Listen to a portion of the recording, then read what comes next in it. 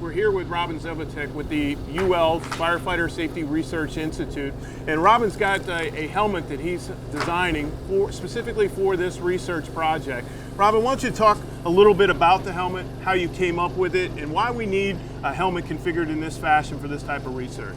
Absolutely, thanks Tim.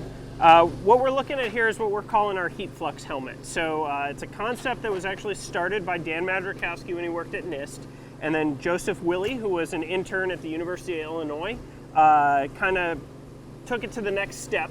But Joey's model actually had a water backpack, and it had a data logger that had to go in your pocket. It wasn't really something we could deploy to firefighters. So the idea being here, we wanted sensors we could actually hand to the firefighter. It was robust enough that the firefighter could wear it around, whether it be during training or during one of our experiments, to try and gain some insight into what the firefighter themselves are being exposed to, because they're kind of transient throughout the atmosphere. So this helmet itself has got a standard camera on front, just a GoPro you can buy in the stores, and it has 3 sensors on it. We have a heat flux gauge that's pointing forward, so if you happen to have your head up, it'll catch all the energy that you're receiving from the front.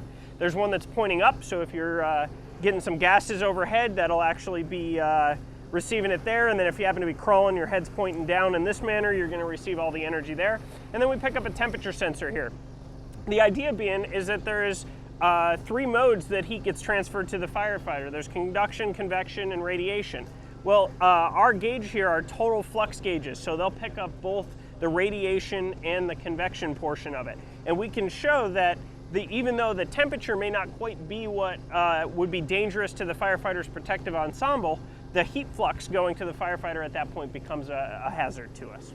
Robin, let's talk a little bit about this helmet and the fact that this is an evolution of the research. Firefighters who are involved in the research and then firefighters that are reading this and following along with it come up with a series of questions, and that's how truly the research and the equipment develops. So this was a question that was posed to you all during various experiments. Hey, I'm not in this position, how are you measuring this temperature? Can you kind of talk about that a little bit? Yeah, so we have the capability of wiring up the buildings with over 250 sensors. And when we wire up the buildings, we can get gas temperatures and heat fluxes and gas concentrations all throughout the building.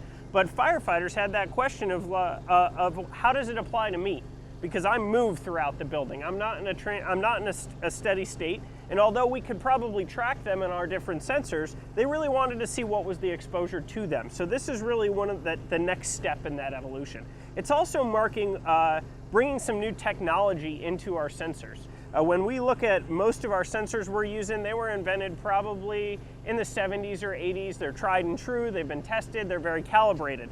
In this instance, we're moving away from a wired sensor to a wireless sensor, where now we can actually record, although it's recording directly to the helmet, we could also look at it wirelessly on there, allowing it to be mobile so it's not fixed in place. Okay.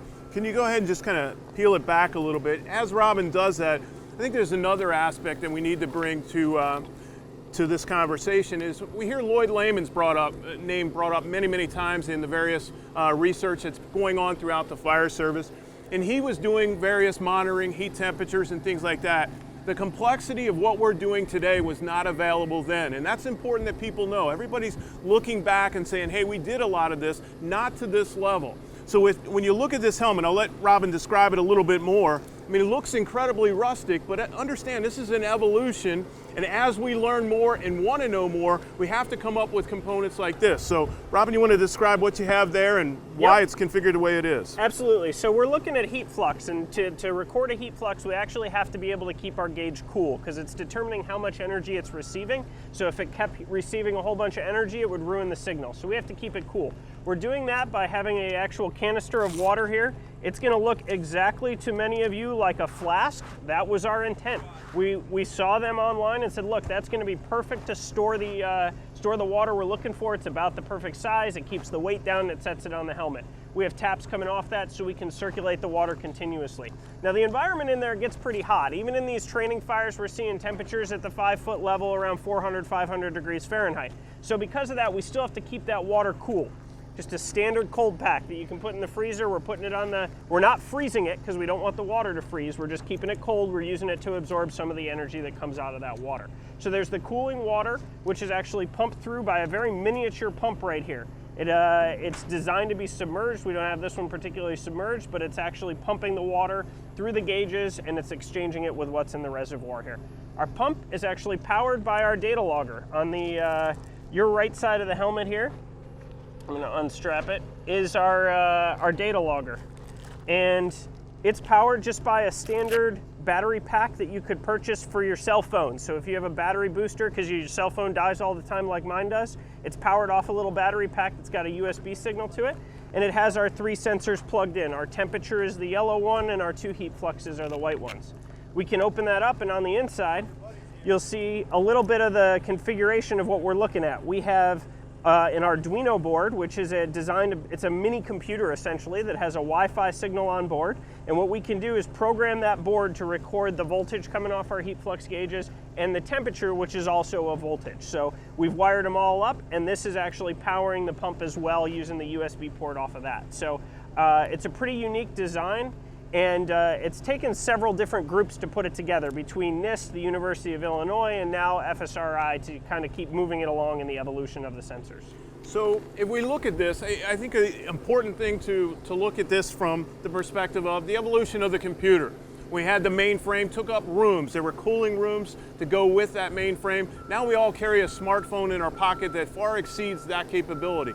If you look at what these folks are bringing to the fire service, imagine where we can be if we continue to go down this research path 5, 10, 15 years from now. So Robin, thank you, and thank you for the overview of this important product. Thanks, Tim.